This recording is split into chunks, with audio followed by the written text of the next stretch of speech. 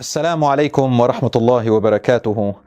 A question has come to me about the ruling of black dye, dyeing the hair black for men and for women. And here is my answer.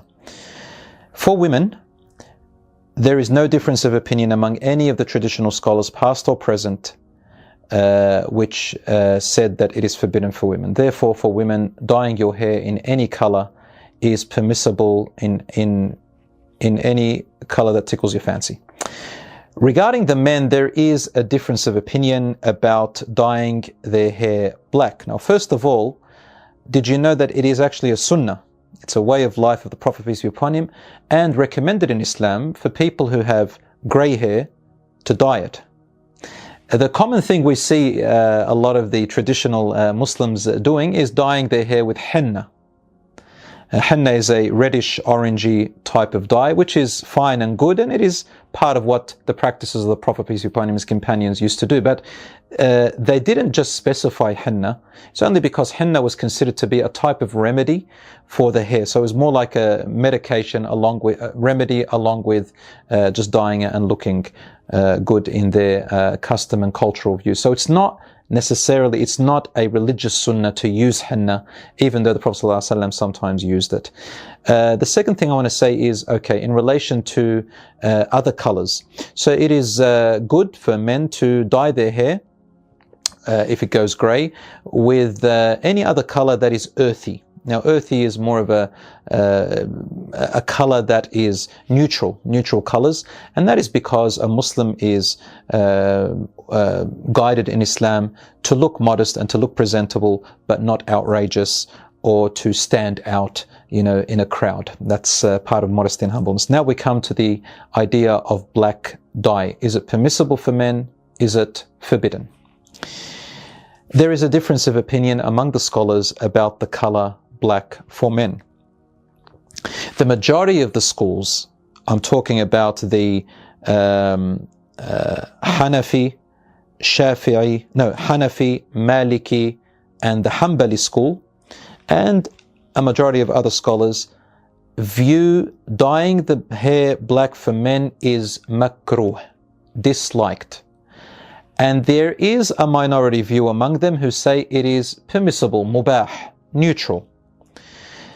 The Shafi'i school consider it to be forbidden. What is their evidence?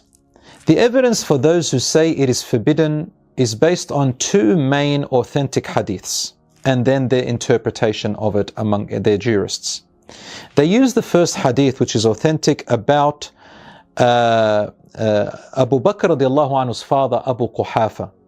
When the Prophet, peace be upon him, and his companions entered Mecca and opened Mecca, Abu Quhafa, the father of Abu Bakr radiallahu anhu, was over 90 years old, and that's a key word here. He came to embrace Islam with the Prophet, peace be upon him. It's a beautiful story. And his hair was completely white, like a white cloud, they described it. So the Prophet, peace be upon him, said to his companions, go and dye his hair and cover all that white. And then he said, avoid the color black. This is the question mark.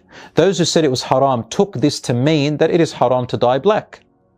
But the response from the majority of the scholars, and those who said especially that it's just permissible and not just disliked, was that they said what the Prophet, peace be upon him, meant over here was because Abu Quhafa was very old, and had he dyed it black, then it would look like it would subject him to insults. For example, children, other people pointing and talking about a wrinkly old man with a dark black beard did not look like a presentable form. Therefore, he said, avoid the black to safeguard him from being insulted. The second hadith they use to say that it is haram, that is forbidden, is the hadith of the Prophet ﷺ, which is also in Sahih Muslim, where he talks about the future where a group of people, a movement will come out of men who were called later on the Khawarij. And was an extremist group who came out, and he describes their characteristics by saying that they used to shave their hair completely, other than the time of Hajj, and they would dye their hair dark black. So those scholars who said it was haram took this to mean that the Prophet ﷺ is saying this is haram. But the majority of the view took this to mean that this is just merely describing their features. It doesn't mean that if you have those features, you're going to hellfire or you're an extremist. It's just describing what they would look like. Because we also shave our hair in Hajj and Umrah, and no one says that you're being extreme. And no scholar said that shaving your hair is haram at all in other circumstances. Some had the view that it is better to do it only in Hajj and Umrah, but there's nothing to say that it's haram for men to shave their hair at all. So that was the reply to that.